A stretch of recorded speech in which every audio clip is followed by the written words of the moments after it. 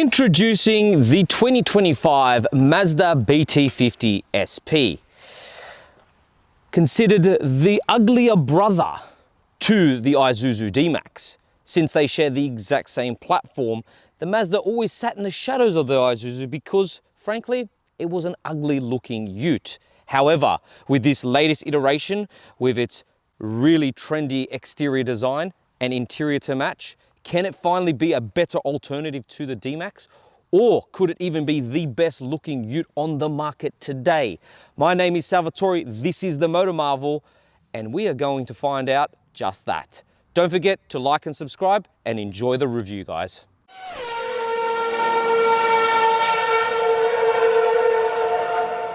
Right, the biggest changes on this BT-50 have to be its exterior design. Because frankly, guys, the previous generation just looked absolutely hideous. It looked like what Mazda actually did was grab a CX-9, chop its face off, and put it onto a ute body because it was just a Frankenstein of a ute. It was just absolutely ghastly looking. This, however, looks the part. It is aggressive and pretty.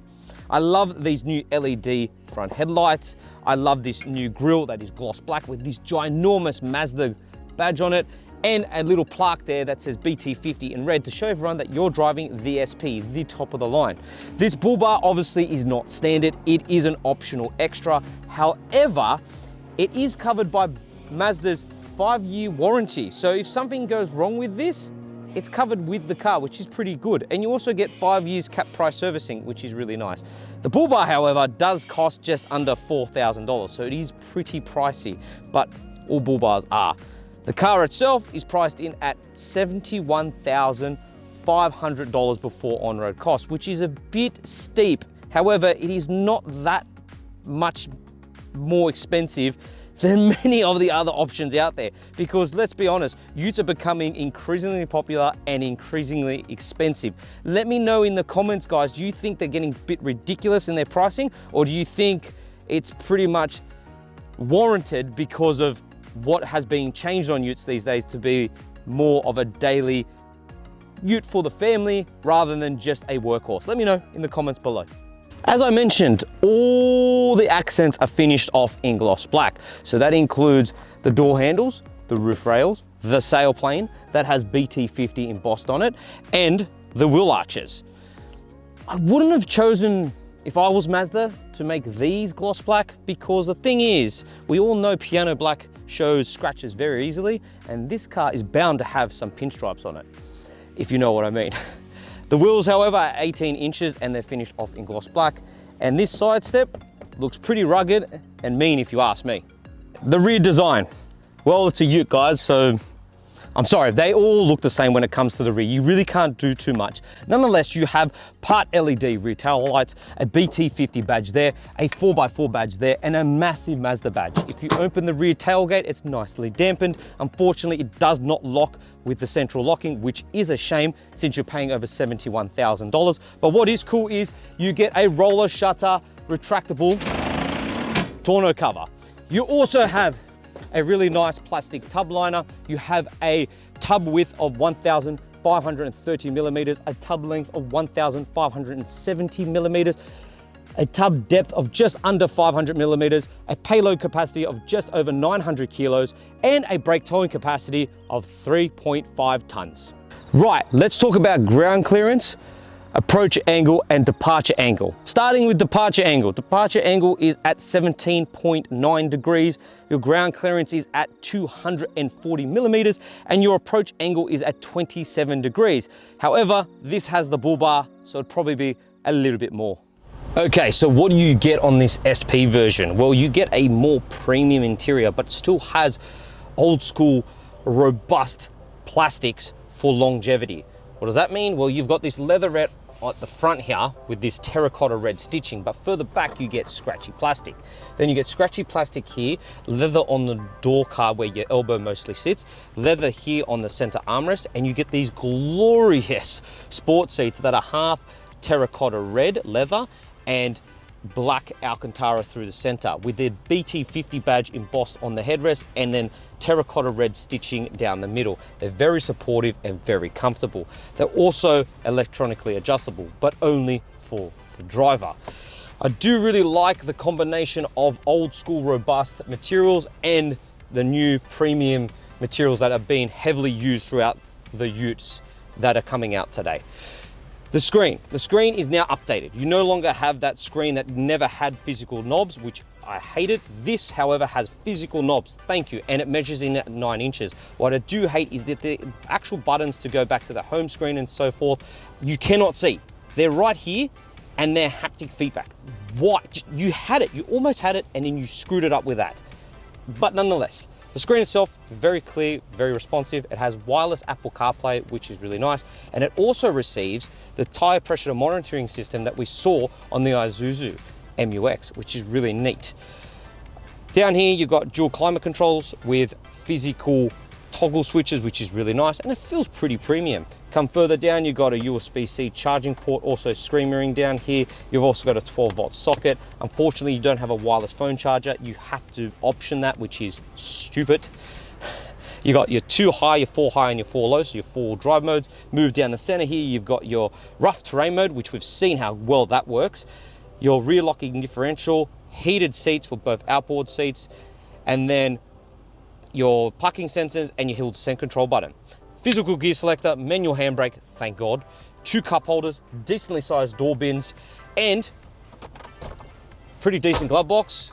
More storage above the glove box, and under here in your center glove box, hey, it's big enough to fit this little bag that I use, so not bad at all. Your driver's display, it's half digital and half analog, so that means your rev counters on your left, your fuel and your temperature gauges are all analog, and then your speedo is electronic. I do like this combination because, again, this will last the test of time instead of just having one full digital display. So I really do like that. All in all, guys, I really do like the cabin in the BT-50. It feels very premium, and again, a mixture of premium but old school, robust materials that we are soon forgetting that Utes should have. So I do like that mix. Let's head into the back and see what the rear legroom is like, because at the end of the day, this car, or this Ute, is going to be used for families. Okay, so what's the second row like? Well, to be fair, it's pretty decent back here. I have plenty of room to stretch out underneath the seat in front. I have plenty of knee room, and I have decent amount of headroom. In terms of comfort, guys, well, you have 2 cup holders here, 2 decently sized door bins, a little pocket down here, 2 air vents, a USB-C charger, pockets in the back of the seats, a hook here for your business coat or maybe groceries, plus more storage underneath the seats, which I'll show you.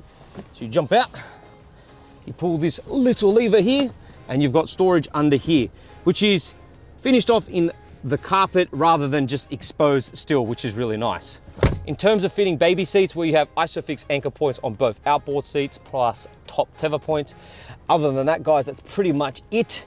Let's take this Ute for a drive and see what it's like on the road and being used as a daily driver. I will note that unfortunately, guys, we were unable to take this properly off-road because we just didn't have access to it today. And I'm so sorry about that.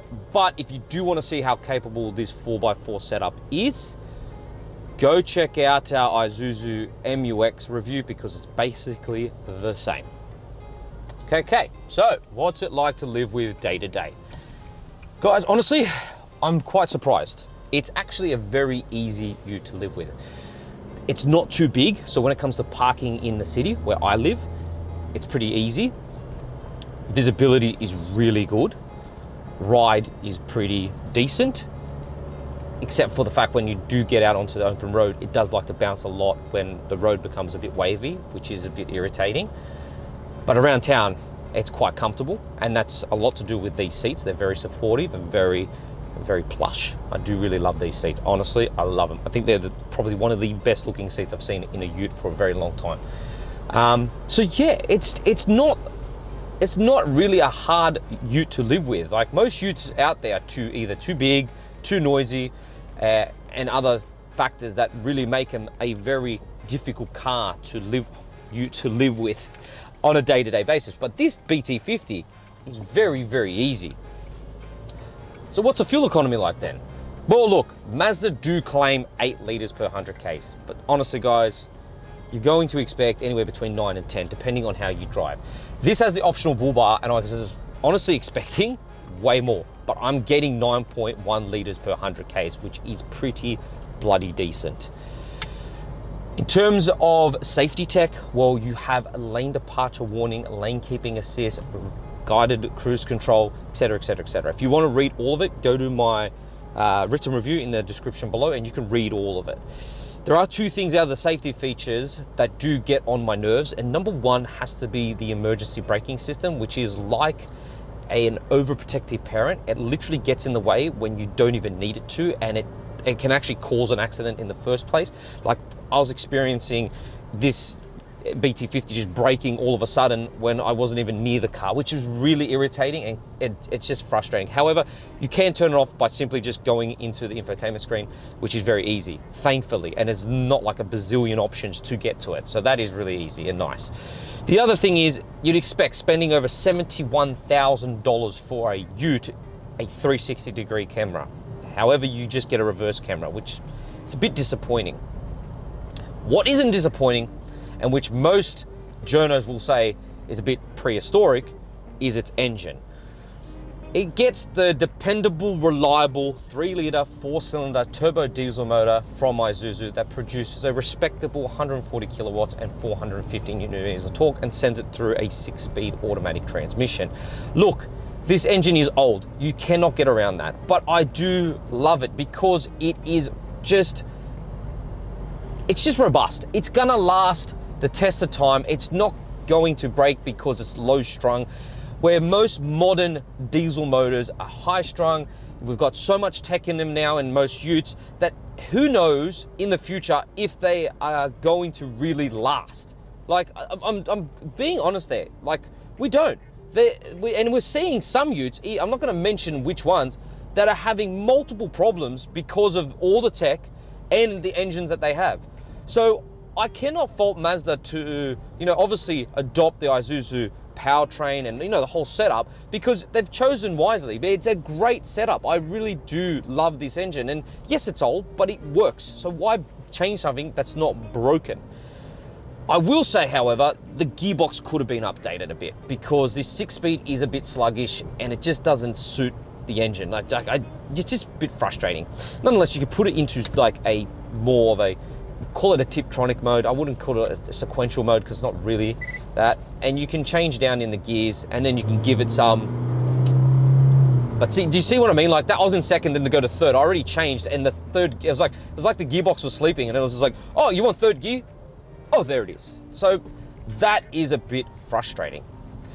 Now, if you're on the market and you're looking for a dependable, reliable Ute that hasn't succumbed to the trends of buying sports Utes that are supposed to do lap records and 0 to 100 times in less than 7 seconds, then this Ute might be the Ute for you. And personally, I think it probably is the Ute for you because it's probably the best looking Ute on the market today. And that's my personal opinion, because I really do love what Mazda has done with this front end. It looks absolutely gorgeous, and I cannot fault it at all.